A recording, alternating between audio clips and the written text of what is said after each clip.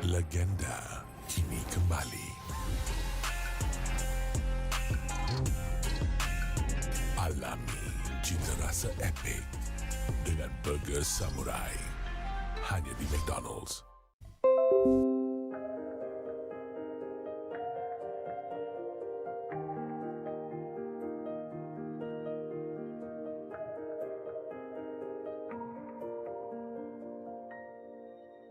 Sampai saat ini tak terfikir olehku, aku pernah beri rasa pada orang sepertimu. Seandainya sejak awal tak ku yakinkan diriku, tutur kata yang sempurna tak sebaik yang ku kira. Andai ku tahu semua akan sia-sia, takkan ku terima cinta sesaatmu. Bagaimana dengan aku terlanjur mencintaimu, yang datang beri harapan lalu pergi dan menghilang, tak terfikirkan olehmu. Hatiku hancur karenamu, tanpa sedikit alasan, pergi tanpa berpamitan. Takkan ku terima cinta sesaatmu. Seandainya sejak awal tak ku yakinkan diriku, tutur kata yang sempurna tak sebaik yang ku kira.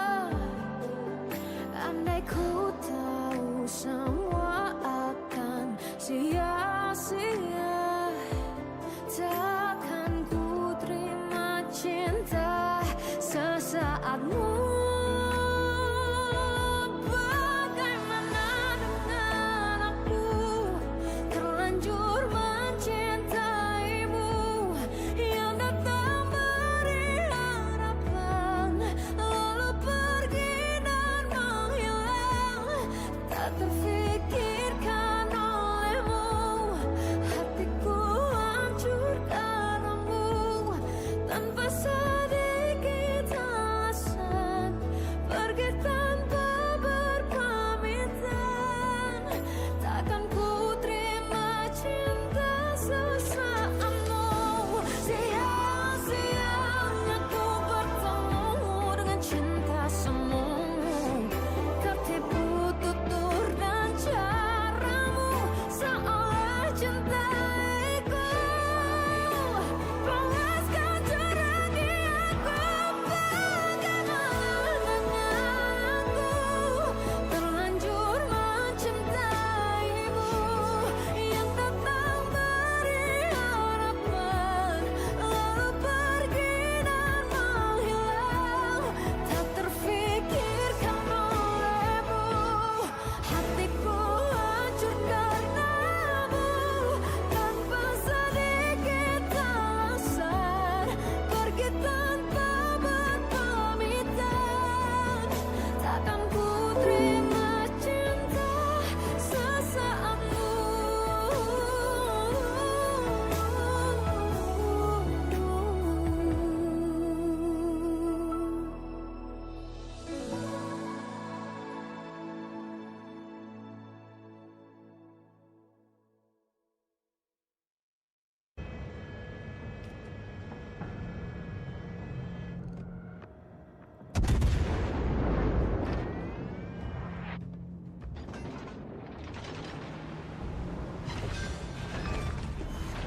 We've destroyed an enemy cruiser.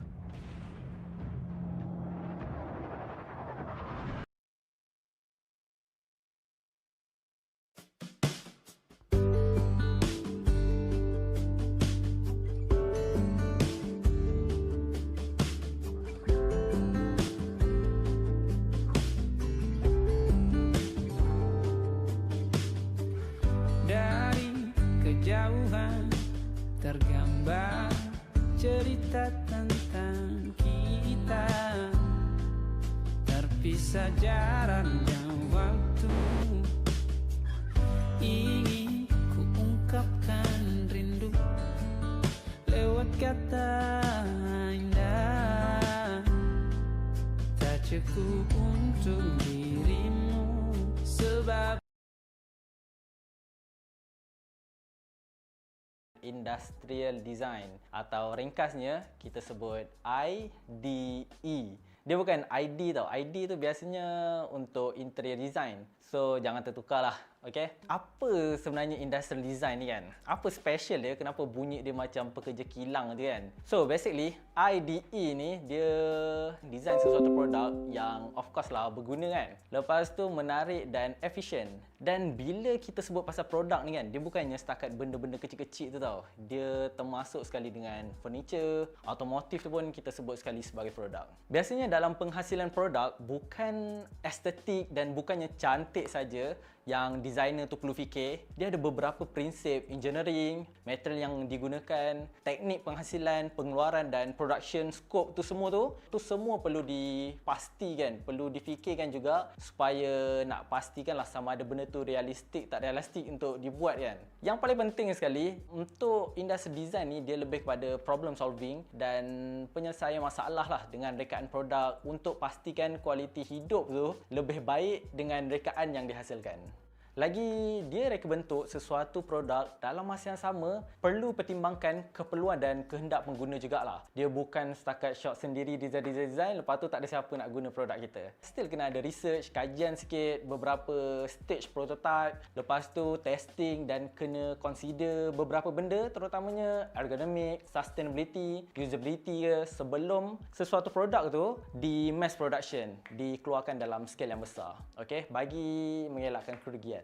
So kalau berminat dengan kos ni, boleh jamik dah banyak dah universiti yang ada kos seni reka perindustrian ni. Aku diploma dulu UiTM Lendung Melaka, 5 sem IDE. Kemudian sambung degree 4 sem je sebab ambil kos yang sama kan. So dia singkat sikit lah masuk penerapan. So dekat itu you guys dah boleh pilih dah sama ada nak fokus untuk furniture ataupun automotive punya design. Sangat menarik, lecturer semua hebat-hebat dan pengalaman semua. Community pun sangat menarik lah. Aku boleh kata yang kos ni sesuai bagi mereka yang minat reka cipta, lukis-lukis kereta ke kan, buat miniature, modeling, technical stuff tapi tak terlalu technical macam engineering ke kan, dan tak terlalu besar skopnya macam architecture. So, bolehlah try. Okay?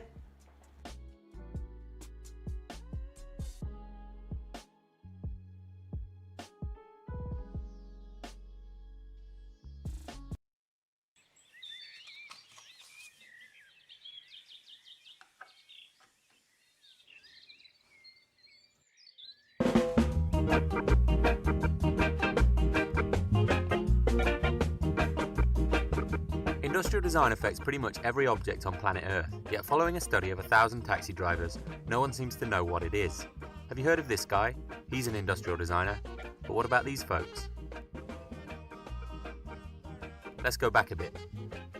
When Homo sapiens emerged from the Neanderthal era, one of the things which differentiated us was our ability to make things. This started with stones and clubs, but quickly moved on to pots and clothing and jewellery. People made things for their own use, based on their own personal skills. This was the era of the craftsman, and things stayed that way until the emergence of trade and the division of labour. During the Renaissance, the world of art got perspective, Gutenberg printed stuff, music got good, and folk started to make things for other people in the workshops of Florence, Venice, Nuremberg and Bruges. This proceeded until the late 18th century, when steam power brought about the Industrial Revolution. Production led to mass production, workshops grew into factories, and new models of manufacturing and consumption emerged. Industrial design began around the start of the 20th century with the emergence of the Deutsche Werkbund, which developed into the Bauhaus under Walter Gropius. Between the 1930s and 50s, the American designer Raymond Loewy popularized industrial design through his work with the Pennsylvania Railroad, Greyhound, Studebaker, and countless domestic product manufacturers, bringing elegant design to the masses. In the 1960s and 70s, Dieter Rams did the same for Braun, and Ettore Sottsass for Olivetti. Fast forward to the 1980s, and industrial design finally landed with the emergence of agencies like Frog and IDEO. Today you can find industrial designers all over the world, but what do they do? I don't know. At the core of industrial design lies the creation of plans for manufacture at scale. This involves an understanding of user behaviour, ergonomics, shape, colour, materials, finishes, manufacturing and function. Outside of this core sits a keen understanding of how an object sits within a brand, how its benefits may be communicated, its role in society or its impact on other things. Industrial designers draw. So, you've taken a brief, you've done your research, and now you're thinking about creating designs to answer the brief. Unless you're sketching to work something out or record an idea for yourself, everything you do is to communicate your ideas to someone else, to tell a story. So in this episode, we're looking at design sketching and how to improve your presentation sheets.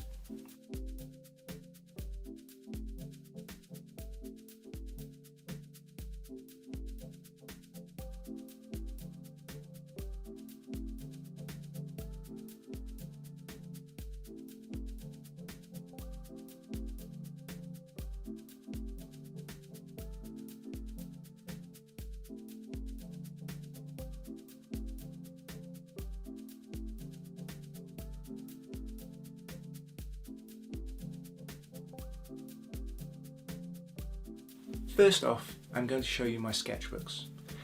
The pages I'm showing you are not that good, are they? My sketchbooks are for recording ideas when they happen, on a bus or a train, late at night when I've just closed my eyes and I get a good idea. They're a design diary, but they're not meant to be precious. The reason I'm showing them to you first is because often thinking around ideas in a messy way is the first stage in the concept design process. People look through design sites like Coraflot and Behance and they see beautiful sketchbook pages of lots of super sharp designs, and then they get worried when their efforts don't even get close. But the thing is, your first sketches probably won't be all that good because you're working things out. And a lot of the time, it's impossible to work things out by being tidy. So relax. Don't get obsessed with trying to make things look all designerly straight away. Do you think those guys show you their worst stuff? Of course they don't. Sketchbooks are important, but they are not how you present ideas to clients. For that, you put together a design presentation. Everything, when working towards the first presentation, is about refinement. You start off with a wealth of ideas to answer the brief, exploring lots of different avenues, and some get combined, some discarded, some improved, but gradually they get narrowed down. Not to one final design, that's not necessarily your job straight away. Based on the brief, you're presenting options to the client and empowering them to choose the best one for their business, helping to guide them through the process so you arrive at the best solution together. Unless agreed, you're never presenting just one solution. This isn't any different in college. Just remember, for everything I'm about to show you, your teacher is the client. One of the greatest problems people have when sketching when they first start out is that they don't draw with confidence, and so their drawing looks messy because they don't know what they're going to draw.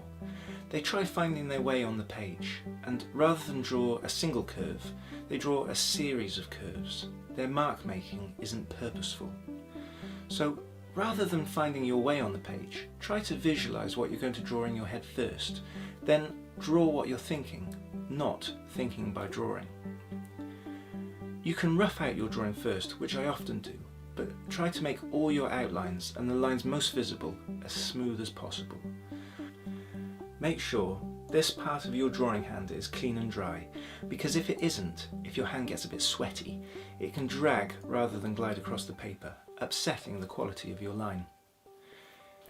If this doesn't work, or you make a mistake that you can't recover, you can use your drawing as an underlay. If your paper's a bit thick to make tracing easy, try holding your sheet up against a window.